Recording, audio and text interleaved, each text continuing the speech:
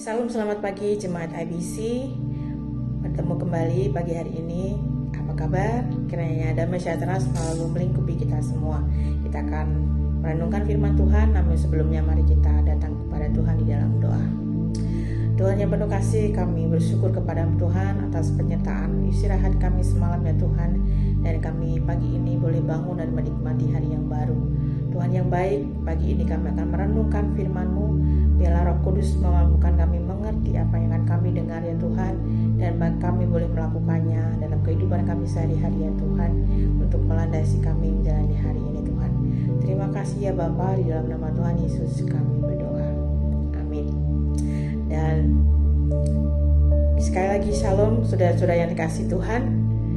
Hari ini kita akan merenungkan suatu kenyataan yang mungkin pernah kita atau kita sedang alami, doa yang belum dijawab. Dan kita akan mengambil tema pada pagi hari ini, ketika doa kita belum dijawab. Dan kita akan merenungkan firman Tuhan dari Mazmur pasal yang ke-13 ayat yang kedua dan ketiga. Beginilah firman Tuhan.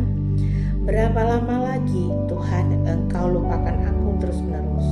Berapa lama lagi Engkau menyembunyikan wajah-Mu terhadap aku? Berapa lama lagi aku harus menaruh kekhawatiran dalam diriku dan bersedih hati sepanjang hari? Apakah kamu pernah berdoa untuk sesuatu atau berharap dan percaya tapi jawaban Tuhan terasa tidak kunjung datang? Mungkin ini doa untuk kesembuhan, pemulihan keluarga, pasangan hidup, pekerjaan, atau jalan keluar dari suatu masalah yang kita hadapi. Dan kamu mungkin bertanya, Tuhan, di mana Engkau? Mengapa Engkau diam tidak menjawab doa-doaku?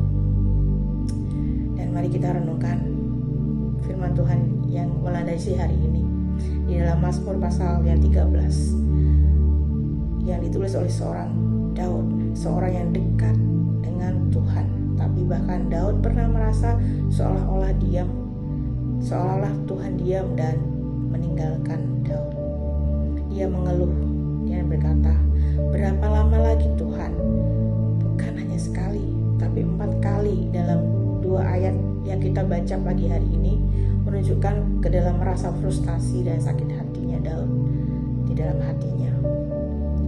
Tapi dari Mazmur ini kita belajar 3 kebenaran yang penting dan bagaimana menyikapi doa-doa kita yang belum dijawab oleh Tuhan.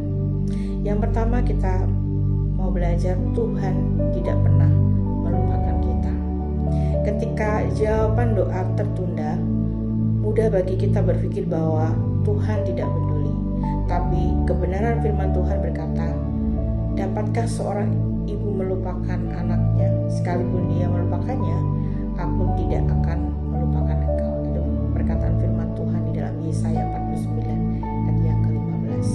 Tuhan bukan hanya mendengar doa kita, Dia memahami isi hati kita. Terkadang kita mengukur kasih Tuhan dari seberapa cepat Ia menjawab doa-doa kita. Tapi kasih Tuhan bukan tentang kecepatan jawaban, melainkan tentang kedalaman penyertaan Tuhan dalam kehidupan kita. Saat Tuhan diam, bukan berarti Dia absen.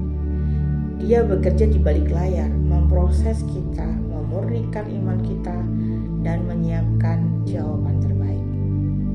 Poin yang kedua, Tuhan sering bekerja lewat penundaan. Penundaan bukan berarti penolakan. Ingat cerita Lazarus di dalam Yohanes pasal yang ke-11, ketika Maria dan Marta, saudara Lazarus, mengirim pesan kepada Yesus karena Lazarus sakit. Yesus sengaja menunda datang. Akibatnya Lazarus mati. Tapi Yesus datang dan membangkitkan Lazarus dari kematian yang sudah 4 hari lamanya. Penundaan itu ternyata bagian dari rencana mujizat Tuhan. Tuhan kadang tidak menjawab doa kita dengan sesegera karena yang pertama mungkin Dia sedang membentuk karakter kita. Tuhan sedang memurnikan motivasi kita. Dia ingin mengajar kita bergantung penuh kepadanya. Dan Dia sedang mempersiapkan sesuatu yang lebih besar dari yang kita minta. Di dalam Yesaya 55 ayat yang ke-8 juga mengatakan, sebab rancanganku bukanlah rancanganmu dan jalanku bukanlah jalanmu. Poin yang ketiga yang kita mau belajar adalah iman tetap percaya di tengah ketidakpastian. Lihat bagaimana Mazmur yang pasal 13 ini dari ratapan Daud beralih kepada pujian dan kepercayaan Daud. Dalam Mazmur yang ke-13 ayat yang ke-6 juga mengatakan, tetapi aku kepada kasih setiamu aku percaya, hatiku bersorak-sorai karena penyelamatan. Ini adalah iman sejati, percaya walau belum melihat jawaban. Iman bukan menunggu segala menjadi jelas, tetapi setia meski dalam kabut. Yesus sendiri menunjukkan hal ini di Taman Getsemani. Dia berdoa, ya Bapakku, jikalau sekiranya mungkin biarlah cawan ini lalu daripadaku. Tapi kemudian ia berkata, tetapi janganlah seperti kehendakku, melainkan seperti Engkau kehendaki. Inilah puncak iman, menyerah kepada kehendak Allah, walau doa kita tidak dijawab seperti yang kita harapkan. Kita juga bisa melihat dari cerita Hana di dalam Samuel pasal 1 ayat yang pertama sampai selanjutnya. Dia mengatakan kalau kita membaca seorang wanita yang tidak mudah dalam kehidupannya, wanita yang tidak memiliki anak dan sudah lama menanti-nantikan anak. Dia diejek, dia ditolak, dia menderita, tapi dia tidak menyerah. Dia selalu berdoa.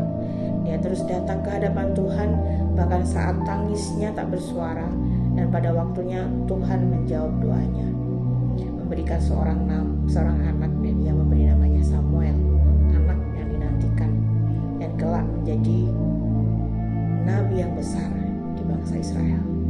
Apa yang kita pelajari dari Hana di sini? Bahwa Tuhan tidak tergesa-gesa, tetapi tidak pernah terlambat. Jawabannya datang pada waktu yang tepat untuk kemuliaan namanya.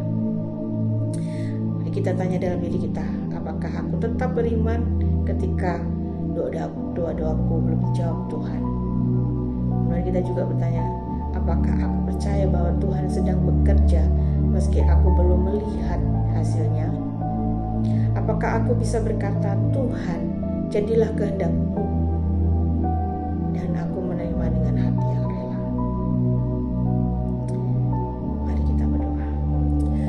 Bapa yang penuh kasih, kami bersyukur Tuhan untuk pagi ini kami boleh merenungkan firman-Mu dari Mazmur pasal yang 13 ini Tuhan.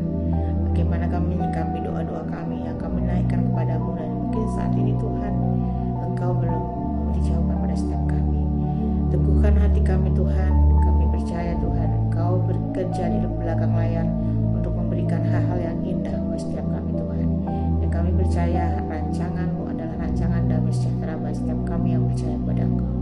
Mampukan kami Tuhan terus beriman kepadamu, dan kami terus melangkah percaya bahwa rancangan-Mu indah bagi setiap kami ya Tuhan. Terima kasih ya Bapa, di dalam nama Tuhan Yesus kami berdoa. Amin. Demikianlah renungan kita